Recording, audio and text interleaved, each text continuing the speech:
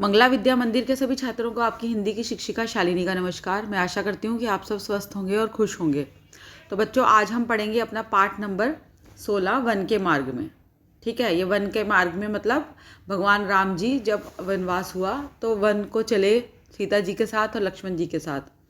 तो उनकी इस यात्रा का ये इसमें वर्णन है छोटे से सवैये में, जो कि महाकवि तुलसीदास जी ने लिखा है, जो कि भगवान राम के परम भक्त हुए हैं। ठीक है, तो उनकी रचनाओं में से ही एक ये है वन के मार्ग में।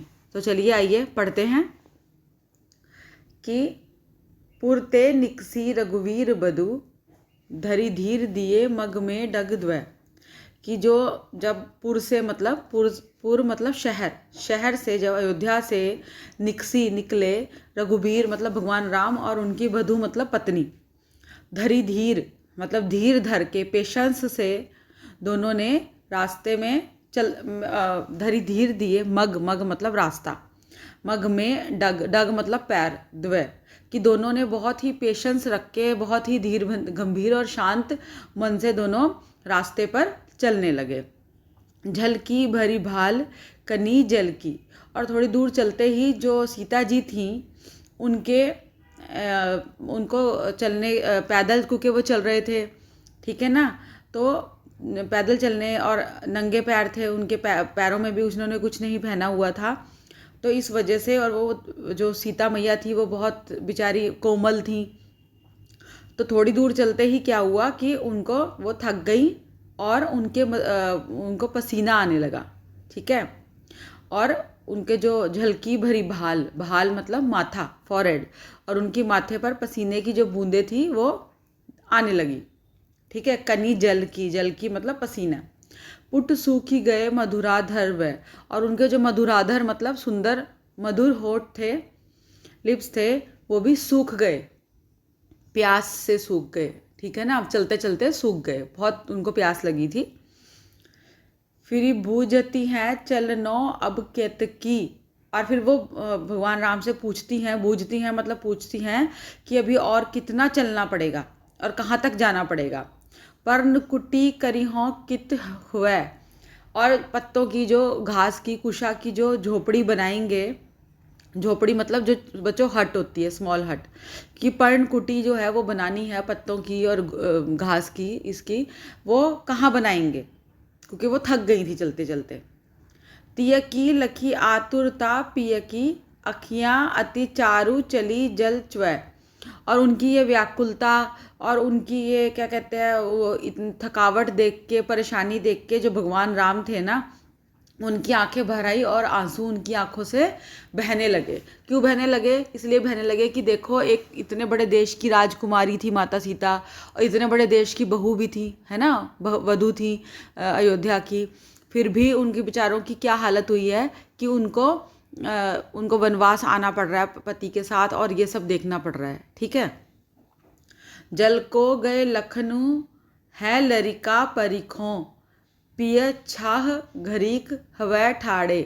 तो माता सीता भी जो है वो कहती हैं अपने पति को, राम जी को, कि जल, जो लखन है, लक्ष्मण जी हैं, वो जल लेने गए हैं, जल को गए हैं मतलब जल लेने गए हैं, हमारे लिए पानी लेने गए हैं।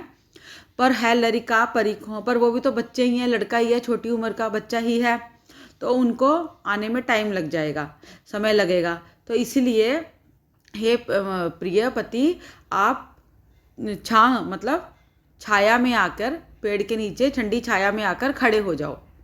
ठीक है, और थोड़ी देर बैठ जाओ।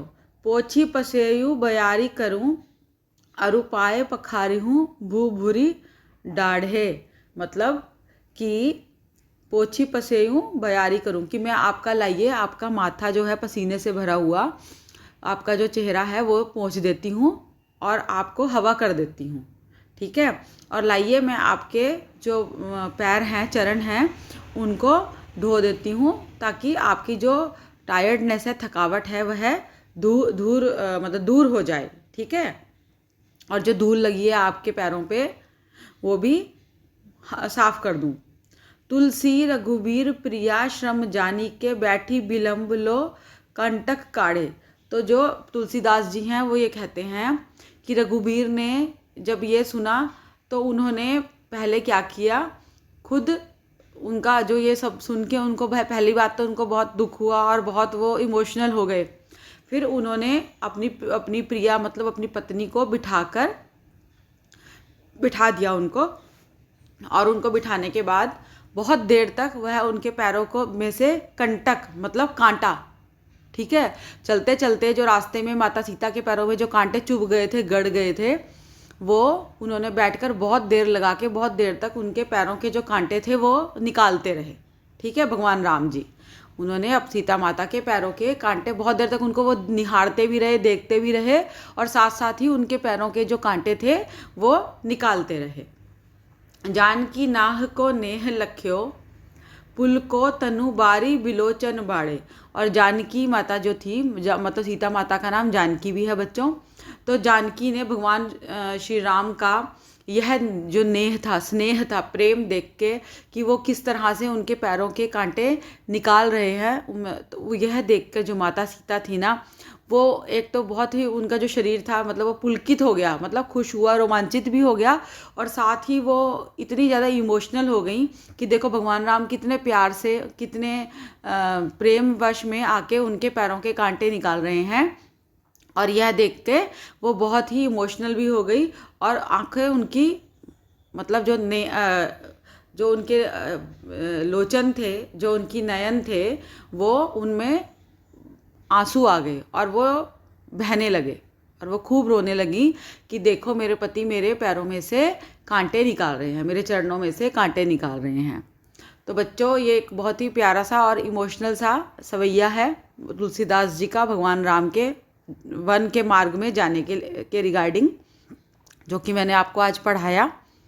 और ये क्योंकि ये अवधी भाषा में है, मतलब अवधी ब्रज भाषा में है, थोड़ा अवधी में है, तो इसीलिए ये थोड़ा सा डिफ़िकल्ट है आप लोग के लिए समझना।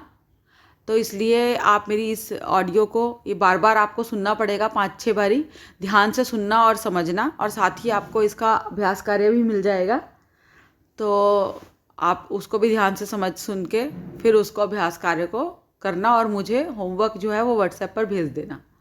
तो नेक्स्ट वीडियो तक के लिए धन्यवाद। Stay safe.